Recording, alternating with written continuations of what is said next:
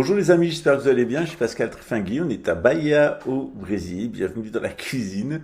Ce matin, on va parler d'un sujet un petit peu particulier. On va parler de Nikola Tesla.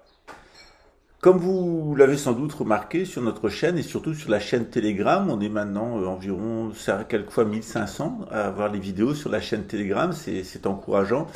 Eh bien, comme vous avez pu le voir, le lama Dominique nous a parlé de la médecine quantique et elle nous a notamment parlé d'un certain nombre de découvertes dont le point d'appui est Nikola Tesla. Nikola Tesla, il est plus à présenter, hein, c'est un savant américain d'origine serbe. C'est un petit génie qui a travaillé avec Edison et puis il a découvert la possibilité d'avoir du courant alternatif, du courant continu. Et il a même découvert comment transporter le courant sans câble et le produire sans usine. Alors tant qu'il s'agissait de faire de l'argent avec des grosses usines à charbon ou à pétrole, et tant qu'il s'agissait de développer un réseau de câbles, parce que les gens pour qui il travaillait, notamment JP Morgan, avaient acheté toutes les mines de cuivre disponibles, ont commencé à utiliser la matière plastique et donc ils avaient investi massivement dans tous ces domaines-là. À Nikola Tesla qui au début invente le courant alternatif, c'est intéressant. Et puis un certain nombre d'inventions qui sont à Nikola Tesla, sauf que quand il permet de produire de l'électricité gratuitement à la maison pour quiconque et de la transporter dans d'autres endroits et d'autres merveilles de la technique comme la télécommande par exemple, c'est une invention de Nikola Tesla, c'est beaucoup moins intéressant. Quand on a des usines, quand on a des mines de cuivre, quand on a des usines qui construisent les réseaux, on n'a vraiment pas intérêt à voir Nikola Tesla. Alors aujourd'hui, je vais vous parler d'une partie de la vie de Nikola Tesla qui est très peu connue et j'espère bien que ça va vous ouvrir les yeux sur les liens très importants entre d'une part la couronne britannique et 12 familles qu'il y a autour, en particulier les Rothschild, les Rockefeller, les Kennedy et les JP Morgan et d'autres familles, les Astor pour le trafic de drogue, les Lee pour le contrôle de la Chine, etc., les Rothschild pour la finance, les Rockefeller pour l'aspect Big Pharma et le lobby militaire-industriel avec leurs enfants illégitimes, les Kennedy, qui sont les propriétaires de Raytheon, une des plus grosses entreprises d'armement au monde, qui produit le matériel de contrôle mental appelé psychotronique. Ça s'appelle Raytheon, très intéressant, non?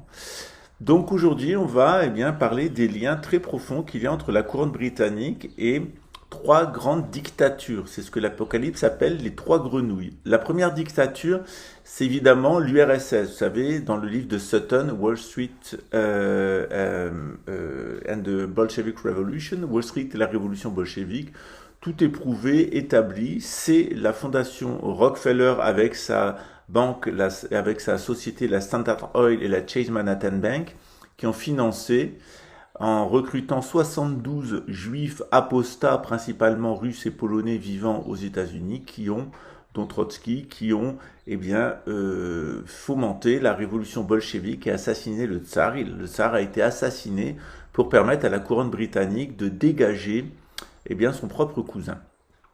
D'autre part, il y a des liens très profonds entre Hitler et l'Allemagne nazie. Je vous ai écrit tout ça dans mon livre Le Grand Retour des sens de l'âme, ou La psychologie selon la synagogue de Satan dans l'Église de Dieu. C'est le même livre, mais il a été remanié en 2020.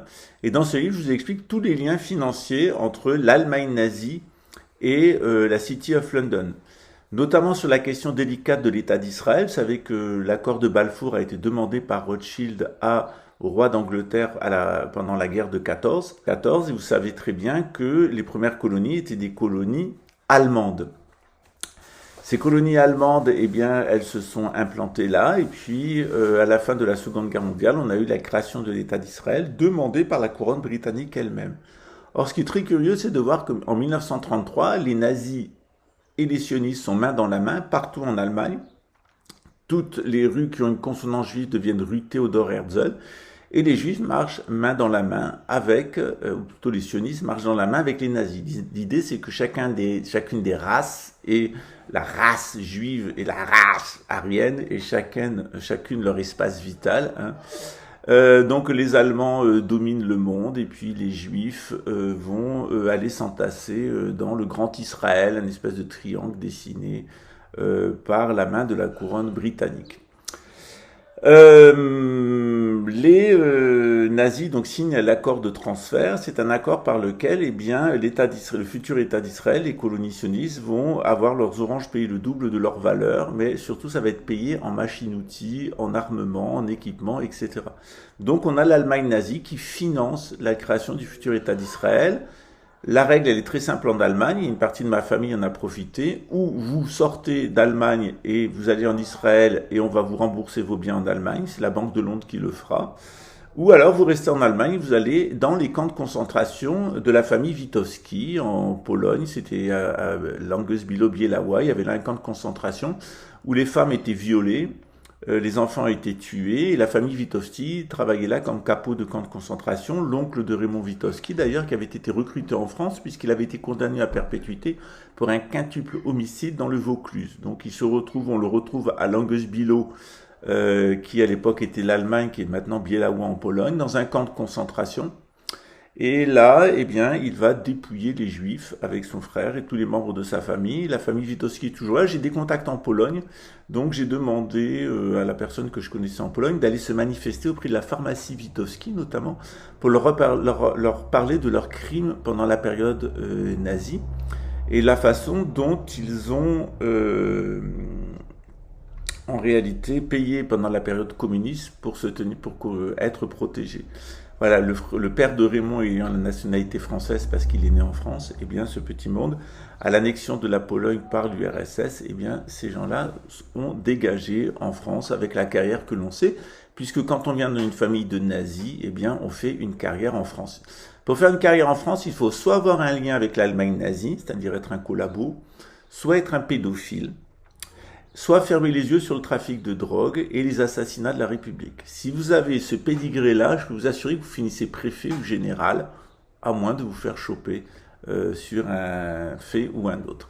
On va parler aujourd'hui, eh bien, de l'Allemagne de l'Allemagne nazie, de ses liens avec la CIA, et aussi on va parler, eh bien, de la mort d'Adolf Hitler, parce que pour la plupart d'entre nous, eh bien, on pense que Adolf Hitler s'est suicidé dans son bunker. Or, on sait par rapport aux empreintes dentaires d'Adolf Hitler, de son dentiste, d'abord que, il n'était pas un arien, comme il le prétendait lui-même, même s'il avait du sang édomite. C'était un bâtard de la famille Rothschild, notamment puisque sa grand-mère, qui elle était une édomite allemande, s'était fait violer par Adam Rothschild de Vienne, qui était un pédophile. Hitler était un détraqué sexuel bien connu, et un malade mental. Et donc cette Adolf Hitler a été exfiltré de Berlin à la fin de la Deuxième Guerre mondiale vers la Suisse, et de la Suisse vers l'Argentine, et de l'Argentine vers les États-Unis où il a fini sa vie. On le sait parce qu'il y a un certain nombre de confessions qui ont été faites par un certain nombre de personnes avant leur mort, et c'est ce dont on va parler aujourd'hui. On va parler de Nikola Tesla et de son entourage de nazis, en particulier de quelqu'un qui a changé de nom pour devenir une personne que vous avez connue sous le nom de George Bush. Voilà. À la suite, eh bien, vous allez en découvrir des belles. Bien entendu, tout ça, c'est vous regardez en dessous dans la description. Vous avez de la bibliographie. Je vous invite à voir ces articles et les livres et les enquêtes qui y correspondent. Comme toujours, on essaye d'être le plus sérieux possible. Ça ne veut pas dire qu'on est parfait, mais au moins, on essaye bien d'être le plus sérieux possible dans les éléments qu'on vous apporte. En tout cas, dans mon livre Le grand retour des sciences de l'âme ou la psychologie selon la synagogue de Satan et dans l'église de Dieu, eh bien, vous trouverez tout le référencement. Pour écrire ce livre, j'ai travaillé sur un document qui m'a été communiqué par le renseignement russe. Donc mon livre, il a été construit sur les livres de Sutton, évidemment, qui sont bien documentés, mais surtout sur un document donc du KGB, qui établit directement la filiation entre Hitler et la famille Rockefeller pour la partie financement, et évidemment la couronne britannique. Vous avez mis il y a quelques jours une vidéo avec Her Highness, comment eh bien, toute la famille royale d'Angleterre avait participé au projet de l'Allemagne nazie, ce qui explique mieux d'ailleurs l'épopée de Rudolf Hess, qui a quitté Hitler pour se poser avec un avion en Écosse pour parler directement avec la couronne britannique. Il en savait tellement sur ce sujet qu'il est le seul nazi à avoir vécu presque jusque 100 ans et avoir reçu une peine à perpétuité qu'il a purgée jusqu'à son dernier jour.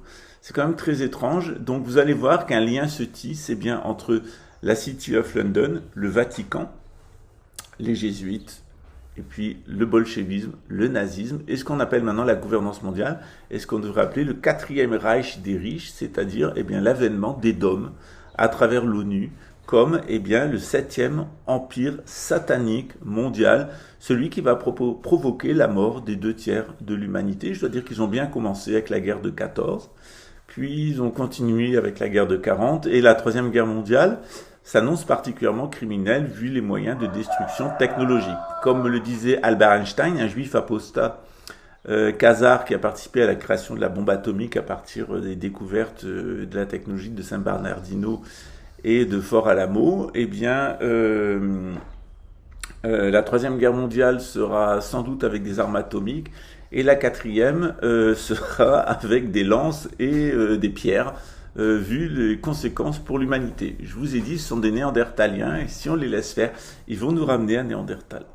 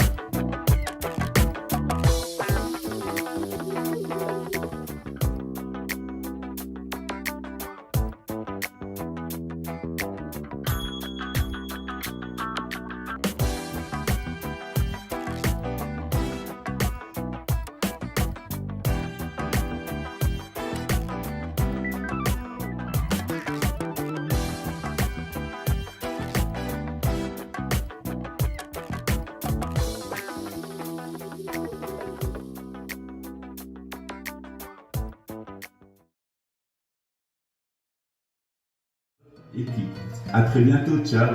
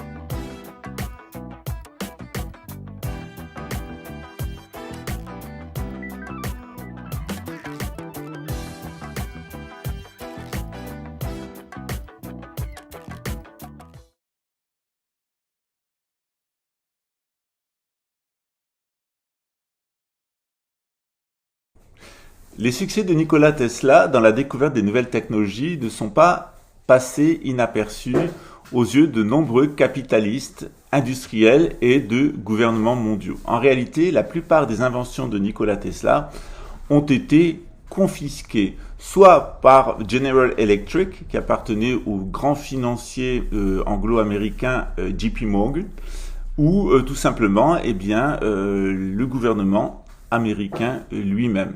Nikola Tesla, c'est un génie dans le domaine du courant alternatif, de la téléphonie, mais tout ce qui est lié à l'énergie électromagnétique, les moteurs électriques, les générateurs, les bobines, la transmission radio, les dispositifs d'économie et de fabrication d'énergie libre, et évidemment toutes les technologies sans fil. À la fin de sa vie, Nikola Tesla invente le système HAARP, qui permet de déformer la ionosphère et d'envoyer des micro-ondes à n'importe quel endroit de la planète pour générer soit du contrôle mental, soit du contrôle climatique, soit du contrôle sismique. Donc c'est une guerre qui peut être menée à travers cette technologie. Les Russes l'ont, elle s'appelle Soura en Russie, les Chinois aussi. Il y en a un ici au Chili, juste à côté, qui appartient aux États-Unis. Il faut savoir que les Chiliens ont le droit de rentrer et de sortir des États-Unis sans visa. Ils sont un des rares peuples au monde à pouvoir le faire, tout simplement parce qu'il y a un accord. Le Chili est une colonie des États-Unis, et il y a là, dans le désert d'Atacama, un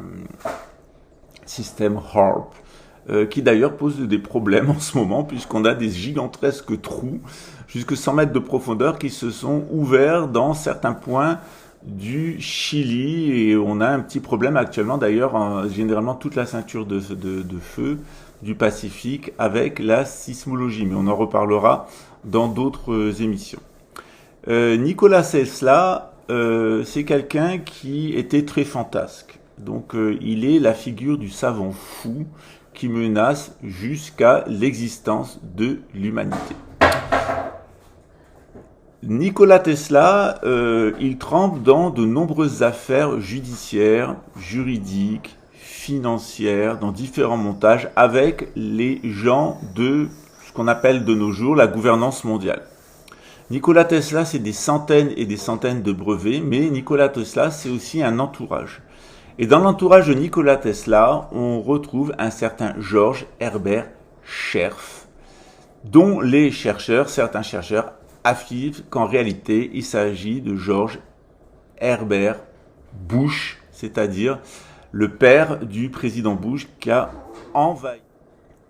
Certains chercheurs affirment qu'une personne dans l'entourage de Nikola Tesla, son assistant administratif, George Herbert Scherf, serait en réalité un nom d'emprunt, puisque cette personne travaillait pour le renseignement américain et que sa véritable identité serait George Herbert Bush, donc le fils de Prescott Bush et le père du président des États-Unis qui a envahi l'Irak. Scherf a souvent conseillé Nikola Tesla au sujet de litiges, notamment judiciaires, en matière de brevets, de contrats, de propositions et d'affaires financières. Il était le véritable bras droit financier et juridique de Nikola Tesla, et il a joué un rôle dans la mort de Nikola Tesla, qui, contrairement à ce qu'affirment beaucoup de personnes, semble avoir été un assassinat par strangulation. Nikola Tesla, c'est des centaines et des centaines et des centaines et des centaines de brevets qui vous permettent au quotidien de fonctionner avec la technologie. Il faut savoir que si toutes les inventions de Nikola Tesla avaient été rendues publiques, c'est-à-dire s'il n'avait pas déposé des brevets et s'il avait tout rendu public, on se serait très certainement évité la guerre de 14, la guerre de 40 et la Troisième Guerre mondiale. C'est la cupidité de Nikola Tesla qui a voulu faire de l'argent en déposant des brevets avec ses inventions qui a amené en grande partie la situation actuelle. Si tout avait été dans le domaine public, il est évident que les grands consortiums, les grands lobbies qui se sont construits actuellement et toute l'infrastructure financière et technique du gouvernement mondial, eh bien, n'auraient pas eu lieu. Donc, une fois de plus, il y a une énorme responsabilité des chercheurs dans les malheurs de l'humanité.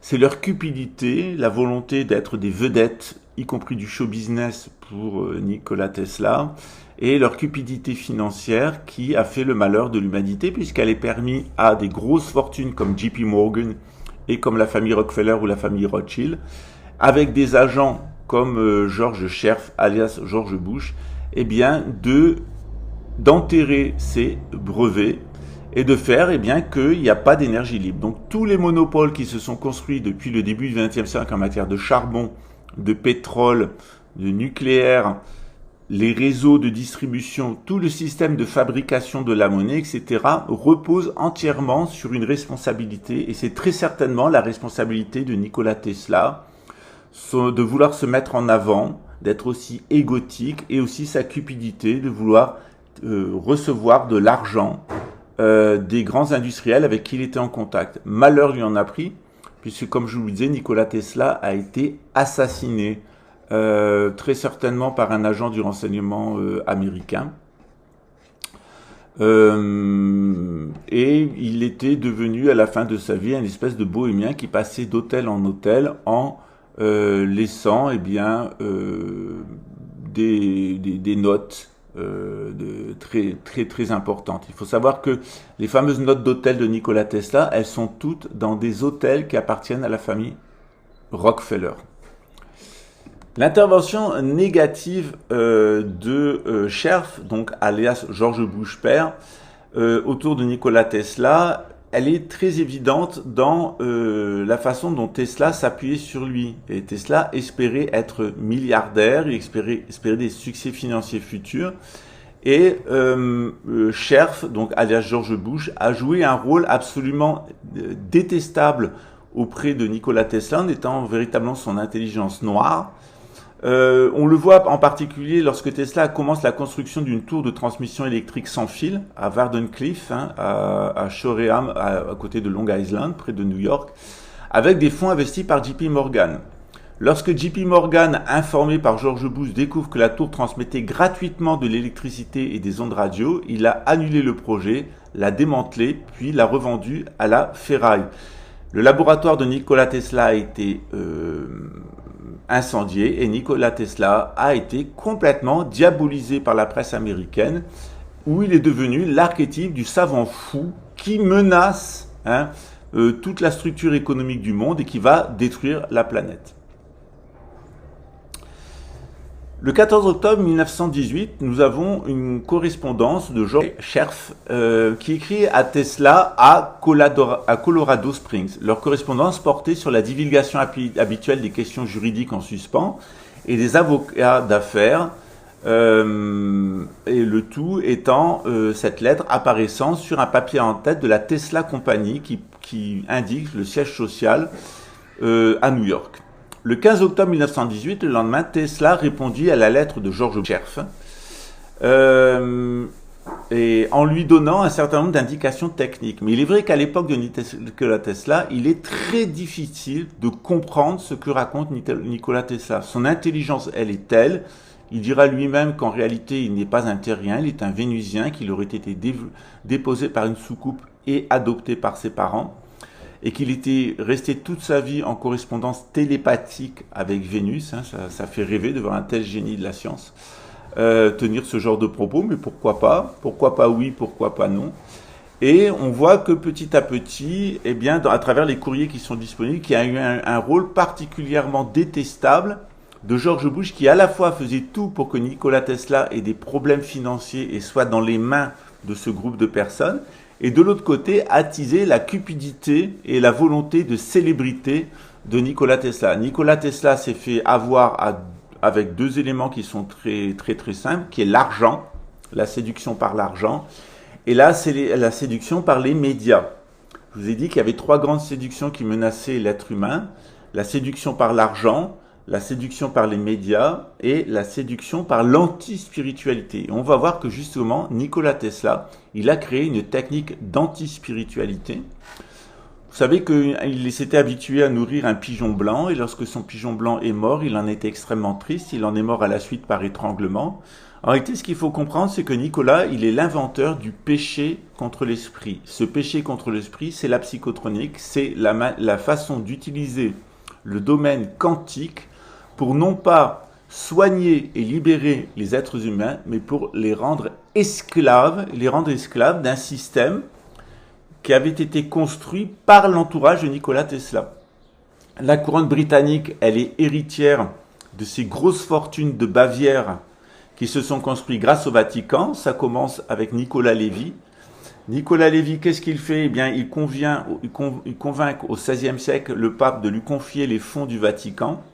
Il fait travailler les pauvres dans les mines de Bavière, les mines de charbon, et il va donner des intérêts très élevés au Vatican pour construire ses palais. C'est le noyau de création du capitalisme, et c'est d'ailleurs la Bavière le lieu où s'est créé aussi le nazisme. Il y a la Bavière, à cause de la présence de son charbon, à cause des caractéristiques de sa population, a été un très haut lieu de la catholicité, puis elle est devenue un très haut lieu de la gouvernance mondiale. Il y a eu un rôle très important de la Bavière auprès du nazisme.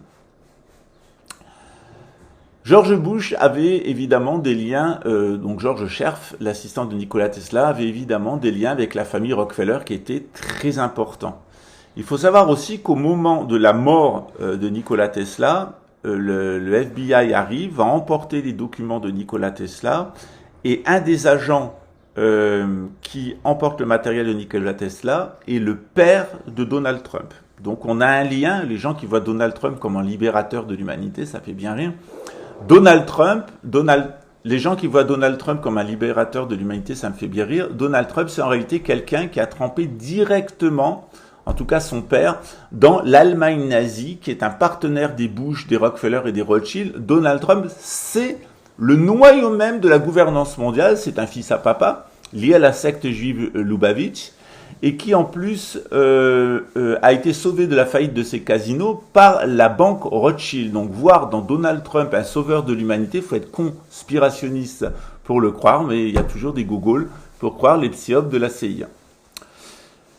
Ce qu'il faut savoir, c'est que ce lien entre George Bush, donc George Scherf et les Rockefeller, il est établi. Tesla n'était pas au courant. Il faut savoir que Frank Rockefeller a énormément investi dans tout un ensemble de projets des JP Morgan, de la banque JP Morgan, et que Samuel P. Bush était le directeur et la président général de la compagnie donc qui s'appelle Buckeye Steel Castings à Columbus. Donc on a Samuel P. Bush, qui est l'oncle et le frère de Prescott Bush, qui a travaillé avec la CIA et qui a travaillé avec l'Allemagne nazie. C'est lui qui a fait les systèmes de cartographie des camps de concentration. Je vais expliquer tout ça dans mon livre, le lien entre Prescott Bush et l'Allemagne nazie et aussi Ford. Donc on a un membre de la famille Bush qui est président d'une compagnie qui appartient, de chemin de fer, qui appartient au Harriman, c'est aussi une des familles d'Illuminati, au Rockefeller et à la JP Morgan. Donc la famille Bush, donc la famille Scherf, en réalité, Scherf, elle est intimement liée à la gouvernance mondiale avec la famille Trump. Et on a ces personnes-là qui sont placées autour de Nikola Tesla. La cupidité de Nikola Tesla, le désir de célébrité de Nikola Tesla, les deux premiers péchés, se conjuguent avec le péché contre l'esprit, puisque ce que va inventer Nikola Tesla, c'est le système HARP et les mini-HARP, comme votre téléphone portable, qui sont des systèmes de contrôle mental, notamment de contrôle mental des mammifères. On a là un ensemble qui est assez inquiétant et qui explique un certain nombre d'événements. Donc, comme je vous l'ai dit, ces grandes fortunes qui sont liées d'abord au Vatican, ensuite à la couronne britannique, le Vatican ayant repris le contrôle de la City of London et de la couronne britannique dernièrement, eh bien, on a ces gens-là qui vont financer l'URSS pour détruire l'orthodoxie, détruire la famille Romanov. Ils vont maintenant continuer le programme parce que leur volonté, c'est de détruire complètement l'orthodoxie. De l'autre côté, on a le nazisme. Et le nazisme est là pour détruire complètement le protestantisme allemand et même le catholicisme allemand. Donc il y a une volonté de détruire toute résistance au niveau de l'Allemagne. On détruit la Russie, on détruit l'Allemagne en l'amenant dans une deuxième guerre mondiale où l'Allemagne va se faire détruire et humiliée par un membre de la famille Rothschild, elle-même, Adolf Hitler, qui a tué plus d'Allemands que d'étrangers d'ailleurs. Et de l'autre côté, on a en même moment aux États-Unis ce qu'on appelle le business plot, avec le général Butler, qui va tenter d'instaurer un équivalent de l'Allemagne nazie dans les années juste avant la guerre aux États-Unis. Donc on a là une volonté à travers l'URSS, à travers le Troisième Reich et à travers le business plot, eh bien de créer déjà un noyau de gouvernance mondiale avec la couronne britannique.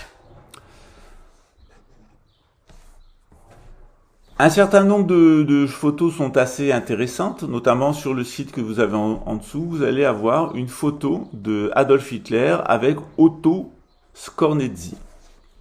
Alors, qui est Otto Scornezzi ?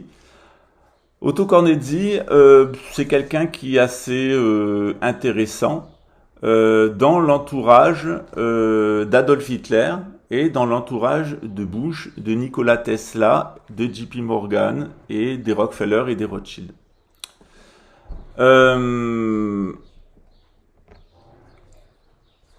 Scornezzi, c'est l'ancien garde du corps d'Adolf Hitler. Au moment de sa mort, il s'est confessé à Éric Orion, Éric Berman. Là, il a fini sa vie à Miami, en Floride. C'est quand même bizarre que le garde du corps d'Adolf Hitler se retrouve à finir sa vie en Floride. Enfin bon, maintenant on connaît l'histoire. Donc Éric Orion ou Éric Berman, qui était le garde du corps d'Hitler, qui s'est confessé, Skornetzi, c'est l'ancien garde du corps d'Adolf Hitler, il se confesse à Éric Orion, Éric Berman, en Floride. Et Éric Berman rapporte du garde du corps d'Adolf Hitler que Tesla haïssait George Bush, c'est-à-dire George Scherf. Vous savez que toute cette histoire a donné lieu à un film un long métrage qui s'appelle Curious George, d'Alan Shalek. Et l'auteur de Curious George, qui sous-entend beaucoup de choses sur les Bush, sur les Rockefeller, mais aussi sur la fin d'Hitler, a été retrouvé assassiné sous un tas de sacs à ordures en plastique dans son allée en Floride à 76 ans. En réalité, il n'y a pas seulement l'opération Paperclip qui a amené tous les nazis d'Allemagne, plus de 600 personnes aux États-Unis. On a eu aussi des gens qui ont été protégés, dont le garde du corps d'Adolf Hitler et Adolf Hitler lui-même. C'est ce que a dit ce fameux Otto Skornetzi, maître espion et assassin SS, qui a travaillé ensuite pour Odessa et ensuite pour la CIA, et qui prétend que Adolf Hitler a été exfiltré vers la Suisse et il est ensuite allé vivre en Argentine, puis il a fini sa vie aux États-Unis. Skornetzi a produit une photo d'un jeune de Skornetzi, de Mengele, Bormann et de la famille Bush ensemble. Donc on voit que le docteur Mengele, Skornetzi lui-même, Bormann, la famille Bush se connaissent très bien. Ils sont ensemble, ils sont sur une photo. Assis au milieu de la photo, il y a George Bush, premier président des États-Unis, et qui est là avec tout ce parterre, dont la famille Bush. Ce qui est très intéressant, c'est que au moment de sa mort, Skornetzi explique que il a été formé comme espion, envoyé aux États-Unis pour travailler pour Adolf Hitler.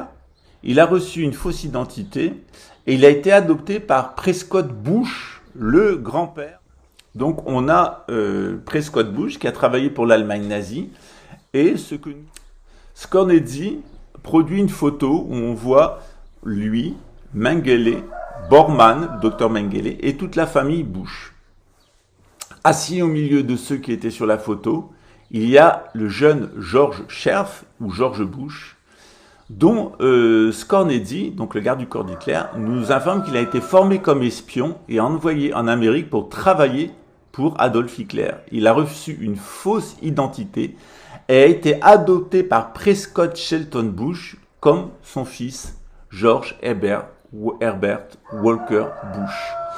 Ils ont falsifié le certificat de naissance pour entrer dans l'armée avant ses 18 ans, car il avait que 16 ans à l'époque. Donc on s'aperçoit que le président Bush des États-Unis n'est pas né aux États-Unis, il est lié en Allemagne, il est directement lié à Adolf Hitler. D'ailleurs, Skornetzi a fourni une photo de famille où on voit George Bush père, alias George Scherf, adopté donc par Prescott Bush et Bormann, qui abordent tous les deux un uniforme de la marine allemande. Scherf, donc George Bush, s'est enrôlé plus tard dans la marine américaine sous le nom de George Bush, puisqu'il avait été adopté par Prescott Bush. Donc on a un lien direct, même de sang et de famille, entre Adolf Hitler, les gens qui ont fait la révolution bolchevique, la tentative de coup d'État aux États-Unis qu'on appelle le business plot, et toutes les personnes à l'heure actuelle qui sont impliquées derrière la tentative de créer un gouvernement mondial. On a là véritablement une explication du pourquoi de l'opération Paperclip et de l'opération Odessa. On comprend mieux pourquoi c'est George Bush, c'est-à-dire alias Scherf, qui a fondé la CIA dans les années 50, juste après la Deuxième Guerre mondiale. Donc on a la CIA et puis ensuite on va voir le DARPA, l'infiltration du Pentagone. Tous ces gens-là sont des gens qui ont créé l'URSS, qui ont créé l'Allemagne nazie, et ces gens-là qui ont tenté de faire un coup d'État aux États-Unis, qui sont actuellement en train de réaliser ce coup d'État final aux États-Unis. Qui est l'auteur de ce coup d'État aux États-Unis? C'est Donald Trump. C'est-à-dire que les conspirationnistes, qui généralement sont des gens qui adhèrent aux thèses d'extrême droite, ne se rendent pas compte que Donald Trump est la version civile d'Adolf Hitler. Toute la mythologie qui a été construite autour de Donald Trump est exactement la même mythologie qui a été construite autour de Lénine ou autour de Adolf Hitler. On est véritablement là dans le cœur du dispositif de création des trois grenouilles, des trois idéologies nauséabondes. Et on retrouve à chaque fois le Vatican, la couronne britannique et un certain nombre de familles qui sont toujours les mêmes. On approche véritablement à la fin de la civilisation occidentale, le 7e empire satanique, l'empire anglo-américain et onusien, il va à sa destruction en 2028. Avant qu'il soit détruit, eh bien, vous allez avoir une révélation de tout. Et moi, je participe de cette révélation en vous révélant, comme d'autres personnes, la vérité sur le fond de ce système. Une fois de plus, on voit que les conspirationnistes, loin d'être des gens qui s'opposent à la gouvernance mondiale, sont en réalité les gens qui sont psychologiquement préparés pour la dernière phase de la gouvernance mondiale, où va intervenir évidemment Nikola Tesla et Harry d'Angleterre, et le Vatican, puisque tout ça est organisé avec cette fausse religion appelée le judéo-chrislam, ce faux Dieu qui sera Harry d'Angleterre et ce faux prophète qui est Elon Musk. Mais derrière tout ça, on trouve les Bush, les Rockefeller, les Cheney, les Rothschild, etc. Toute la clique des psychopathes. Le point commun de toutes ces personnes, sur ces 13 familles, vous avez 12 familles d'Édomites et une famille de Khazars. Or, ce qu'on sait des Édomites, c'est qu'ils sont des descendants génétiques des géants qui ont peuplé la Terre et qui l'ont amené à sa perte. On les appelle aussi les Néandertaliens. Et ces gens-là, eh bien, ils sont menteurs, voleurs et assassins. Nous sommes gouvernés par des menteurs, des voleurs et des assassins. Menteurs, vous le saviez. Voleurs, vous vous rendez compte de plus en plus maintenant que vous comprenez ce qu'est la dette et le système bancaire. Mais assassins, eh bien, c'est les années à venir qui vont vous le montrer. J'ai mis sur ma chaîne Telegram une vidéo en portugais, mais je la traduis en français, d'un spécialiste des nouvelles technologies qui nous explique exactement ce qui a été le programme de Covid. Et je vous invite évidemment sur ma chaîne Telegram où on ne souffre pas de la censure qu'on souffre sur YouTube. Vous avez les références en dessous. Merci de lire les articles, j'espère que vous avez tout compris. En tout cas, dans notre cours de psychologie bouddhiste qui aura lieu le 22 janvier, on va parler de la psychotronique, mais on aura forcément besoin de parler des lubies génétiques des Édomites. Ces fameux Ariens, en réalité, c'est les Édomites eux-mêmes. On parlera du contrôle mental avec la sorcellerie, avec les médias, et vous allez voir le rôle qu'a joué les Juifs apostats, notamment de Hollywood. Et on va parler du grand abattage final, celui qui est en cours et qui a commencé en 2020. Voilà, je vous souhaite une bonne journée et je vous dis à très bientôt, en sachant qu'il faut garder espoir parce que derrière, il y a une bonne nouvelle. Ceux qui auront refusé ce système, eh bien, ils hériteront de la terre. Alors vous, qu'est-ce que vous en pensez ?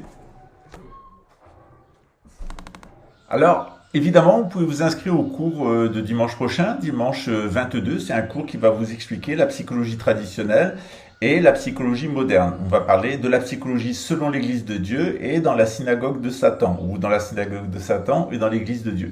Évidemment, il y a une petite participation financière qui est demandée aux nouveaux.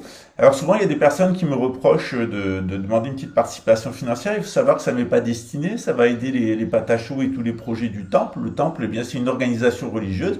Et quand on veut une organisation religieuse qui fonctionne, en règle générale, dans les sociétés traditionnelles, on lui donne la dîme, c'est-à-dire 10% des revenus, et elle fait son travail tout à fait gratuitement. Dans la mesure où on n'est pas financé et on nous demande en plus de faire le travail gratuitement, mais c'est une question que j'ai à poser aux personnes qui me font cette critique. Et toi, en sachant que, eh bien, si le nouvel ordre mondial, ce système n'existait pas, on aurait environ 23 000 euros de revenus par personne sur toute la planète. Donc, si vous faites la différence entre 23 000 euros et votre salaire, eh bien, c'est ce que vous donnez à ce système par votre travail, par votre soumission et votre aveuglement, pour que si ce système criminel, ce système menteur et ce système voleur continue eh bien, à persister. C'est-à-dire les personnes qui trouvent que c'est cher de dépenser 22 euros pour un cours de 5 heures ou de 4 ou de 5 heures, ils me font eux-mêmes, ces mêmes personnes-là, mettons qu'ils ont un salaire de 3 000 euros par mois, eh bien ils donnent 20 000 euros par mois au nouvel ordre mondial et ils trouvent ça tout à fait normal et ils n'ont aucun problème pour se soumettre. Se soumettre et financer, ça leur pose aucun problème. Par contre, donner 22 euros qui vont aller à des indigènes qui, eux, sont vraiment dans des situations précaires, eh bien, on m'en fait le reproche. Donc, eh bien, je renvoie chacun à sa conscience. Et vous, est-ce que vous financez le système? Est-ce que vous soumettez au système? Ou est-ce que vous êtes sorti du système? Est-ce que vous résistez à ce système tout en restant dans le système? Ou est-ce que, eh bien, vous allez faire comme des conspirationnistes, c'est-à-dire que vous allez continuer, eh bien, à ne pas être des putes du système, mais à être des soumis du système, c'est-à-dire continuer à vous soumettre en vous exaspérant contre les gens qui vous apportent des solutions et qui vous aident à prendre conscience. Ciao.